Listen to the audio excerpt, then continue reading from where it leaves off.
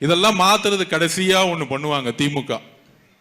பாபுன்னு ஒருத்தர் வருவாரு. ஓகே, அது நம்ம பாபு ஒன்ன பாத்துக்குவார், விட்டுருங்க, அவரை பத்தி பேச வேணாம். சேகர் பாபு, ஸ்னேக் பாபு அப்படின்னு நிறைய பேர் வந்துகிட்டே இருப்பாங்க.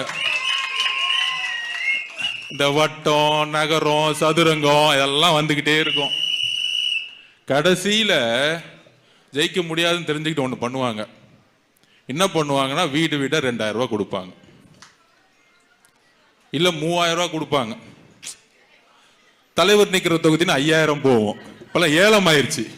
இப்ப ரெடி பண்ணிட்டு இருப்பாங்க. பெரம்பூரா நேத்து ஏதோ தீர்மானம் போட்டாங்க, 5000 ரூபாய் ரெடி பண்ணு. இந்த மாதிரி 5000, 3000, 2000 அடிச்ச பணத்தை கொண்டு வந்து கொடுக்கணும்ல. நான் மக்கள்கிட்ட ஒரே ஒரு சின்ன கணக்கு சொல்லிக்கிறேன். 5 வருஷம் மொத்தமா அடிக்கிற பணம் 1 லட்சம் கோடி, 2 லட்சம் கோடி. நான் திமுக கிட்ட ஒன்னே ஒண்ணு கேட்கிறேன். அப்பா 3000, 4000 கொடுக்காதீங்க. ஒரு 1 லட்சம் கோடி உங்க குடும்பம் அடிச்சிருக்கு. அமைச்சருங்கள்லாம் ஒரு 50,000 கோடி அடிச்சு வச்சிருக்கீங்க. அதிகாரிகள் ஒரு 50,000 கோடி அடிச்சு வச்சிருக்கீங்க. மொத்தம் 6 லட்சம் கோடி கடன் எதுக்குன்னா 2 லட்சம் கோடி குடும்பத்துக்கு, 1 லட்சம் கோடி இவங்களுக்கு, 3 லட்சம் கோடி தான் உண்மையான கடன்.